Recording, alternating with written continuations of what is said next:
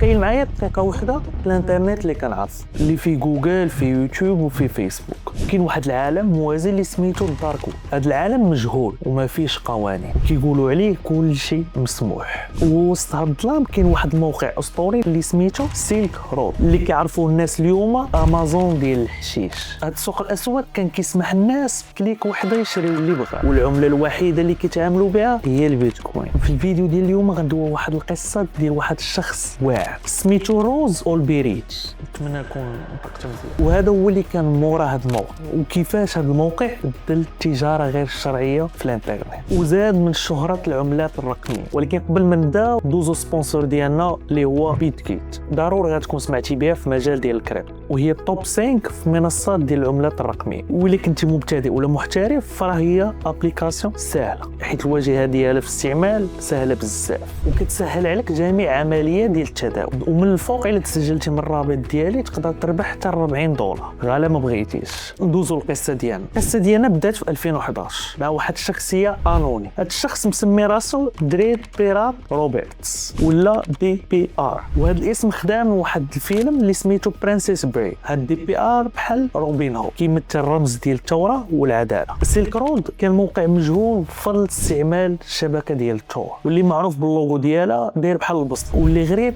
ان الموقع كان عنده مبادئ اخلاقيه وقوانين اخلاقيه. واخا الدارك ويب مثلا ممنوع العنف ممنوع القتل، الفكره ديال دي بي ار كانت واضحه بالنسبه لي ان كل واحد يدير اللي بغى في الجسد ديالو والحريه المطلقه. سيلك رود كان كيخدم بحال ابيض، الناس كيبيعوا ويشريو في الحشيش بطريقه حره، والموقع كان كياخذ ما بين 3 حتى 12% كوميسيون. هذا الشيء على كل عمليه ديال البيع. ملي غتسمع القصه كامله غتفهم ان كاينين مبالغ كبيره ليها، والموقع وصل انه ولا عنده سيرفيس كليون وكيوريهم شنو احسن سلعه وشكون هما احسن بائعين باش ياخذوا من عندهم الزبائن وبلا ما يتنصب عليهم. ولكن رغم ان هادشي كامل فراه هادشي غير قانون. دي بي ار كان باغي يدير قوانين ديالو خاصه، وكان كاتب في الصفحه الرئيسيه ديال الموقع واخا يكون الموقع ما خداش قوانين الحكومه ديالك فراه كاينين قوانين ما تنصب على حتى واحد ادي حتى واحد وما دير شي حاجه اللي ما تبغيهاش انها تدار لك، وكل واحد يديها في شغل. واللي كيضحك في هاد دي بي ار كان كيتكلم في المنتدى ديال الموقع وكيقول انا الامل ديالي نخلي المخدرات متاحه بطريقه امنه باش نتخلصوا من العنف اللي كاين في التجاره التقليديه. السيد راه باغي لك الخير ولكن كيبيع لك الحشيش. تناقض.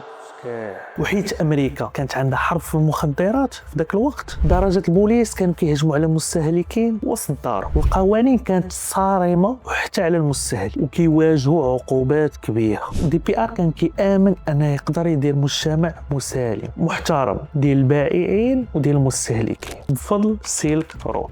وحتى من الصحافه والسياسيين ولاو كيدويو على سيلك رود، وهكا المنصه مازالت وتشهرت لدرجه ولا فيها اكثر من 150 الف مشترك و3000 بائع. وتخيل معي دار اكثر من 1.3 ديال المبيعات، وهضروا على ما يقارب 600 الف بيتكوين عند دي بي ار. الشرطه الفيدراليه اف بي اي شموا ريحه الفلوس وفلوس كحله ولاو كيقلبوا على الدي بي ار، ولكن ما لقاوش ليه الاثار. وهنا جات العمليه خاصه سميتها ماركو بولو باش يسدوا الموقع ويشدوا المؤسس ديالو، ولكن التحقيقات بقات واقفه. حتى واحد النهار دي بي ار وصلت واحد المبيعه اللي اكثر من $1 مليار من طرف شخص سميتو نو، واللي بقى كيدوي مع الدي بي ار حتى تعاشوا ولاو بحال الصحاب. وهنا غتكونوا فهمتوا ان نوب راه عميل سري مع الدي اي. قبل ما غنشوفوا شنو غيدير هذا نوب خلي لينا واحد لايك وكومونتير ودير شي ابون. نوب عيان ما يدوي مع الدي بي ار ولكن ما قدر يعرف عليه والو، فبدل الخطه ومشى دوا مع واحد مكلف بالسيرفيس كليون وقال لي عندي كيلو ديال الكوكايين واتحد ما زعم يشريها. وهذا الشخص ديال السيرفيس كليون طلع مكلخ ودار الثقه في نوب وقال لي انا غنشريها من عنده. صيفط نوب العنوان باش يدير لي ليفريزو. هكذا الدي اي قدروا يوصلوا اللي مكلف بسيرفيس كلين، ولكن واخا هكاك ما قدروش يجبدوا الدي بي ار. هاد المره دي اي دخلوا معاهم